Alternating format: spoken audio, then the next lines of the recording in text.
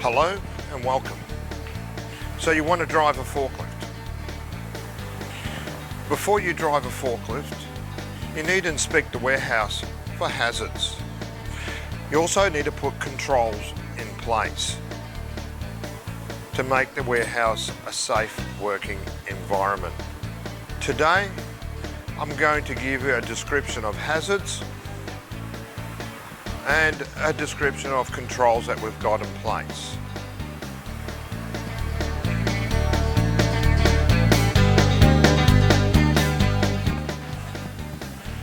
You can always make up a list of hazards within the warehouse to look for. In my hand I have a list of hazards. The first one on my list I have is doorways. So what I do is I walk in the warehouse, I look around the warehouse and I can see what doors are in the warehouse. Why would I look for doors? I would look at doors because people come in and out the doorways, where I would need to use my horn to let people know where I'm going.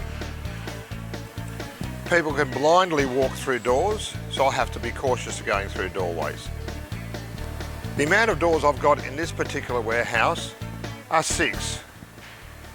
I've got 3 roller doors. I've got 2 exit doors. I have also 1 internal door. The next thing on my list I'll be looking for is overhead services. Now there's plenty of services in this warehouse you've got to look for, including your own warehouse.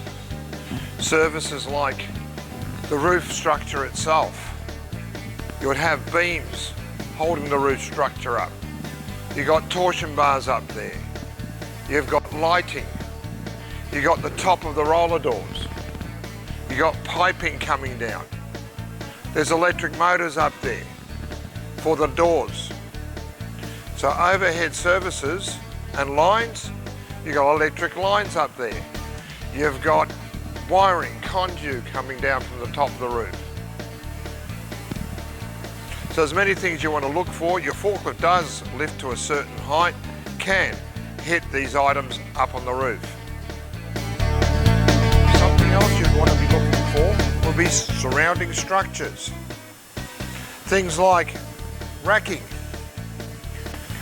the steel barricades, the toilet block, you might say the fuse box, the doorways themselves, things that are fastened to the building or fixed to the building, all can be a hazard to the operations of a forklift.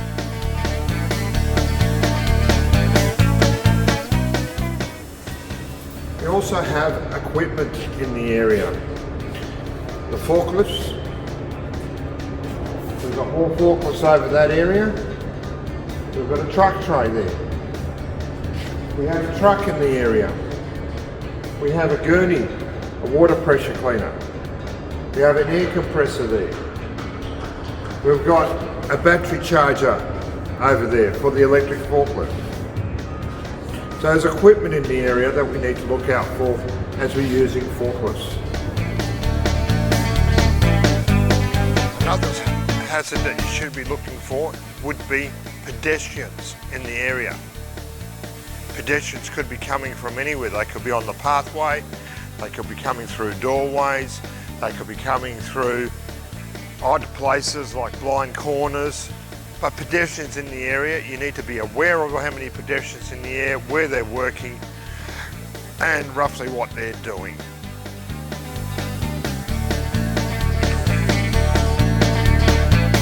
Another one to be looking for would be dangerous goods in the area. Where they are, where to keep away from, make sure they're stored correctly.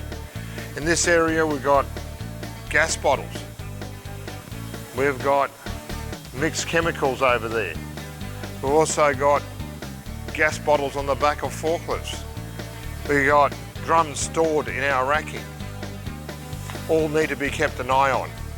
Stored correctly, right temperature, etc. Check your MSDS, material safety data sheet. If you're also be looking for things that are unique to your workplace. Now, I don't know your workplace, but I know in this particular workplace we are a training facility. So we have items that are unique to us. What would be unique to our training facility would be the driving course. We've got a wash bay area for the trucks. We've got a training tray there to train for tie down for the ropes. We've got instructors, myself. So there are things in your workplace that will be unique to your workplace. You want to have a look around and take note of that.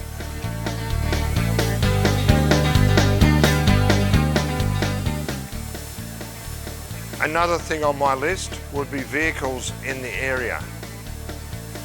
Vehicles you have to keep an eye out for would be the semi-trailer in the wash bay. We've got an order picker there. We've got other forklifts in the area. We also got cars parked in the doorway, which have potential to come inside the warehouse.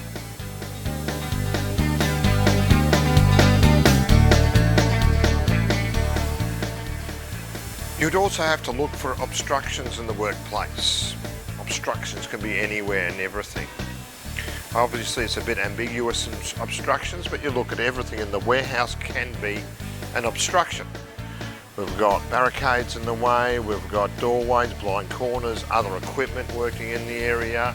We've got truck tray, chairs, there's everything in the way that can be an obstruction. That's an open one.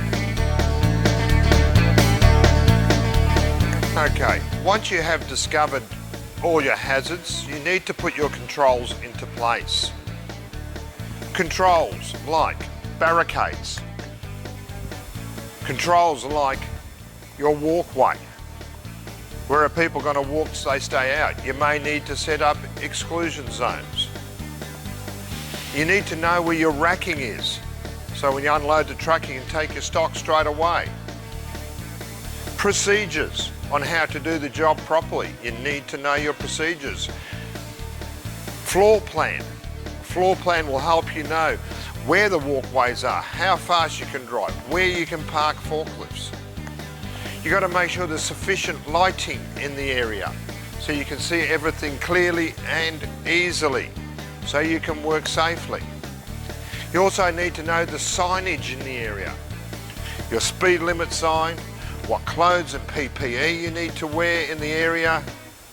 If you need any other peripherals like vests, hearing apparatuses, ear muffs, earplugs. So you need to know where all your controls are, where your doorways are. You need to know all your controls, and you need to know all your hazards in the area so you can work safely.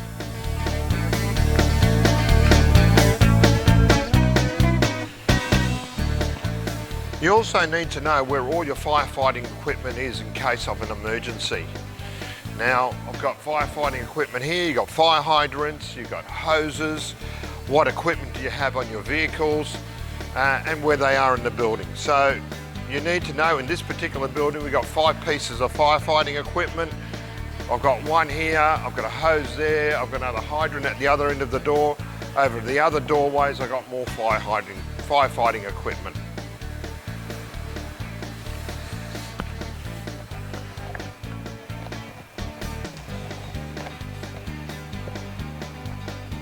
Thank you for watching. I hope this has helped you achieve your target of becoming a forklift driver.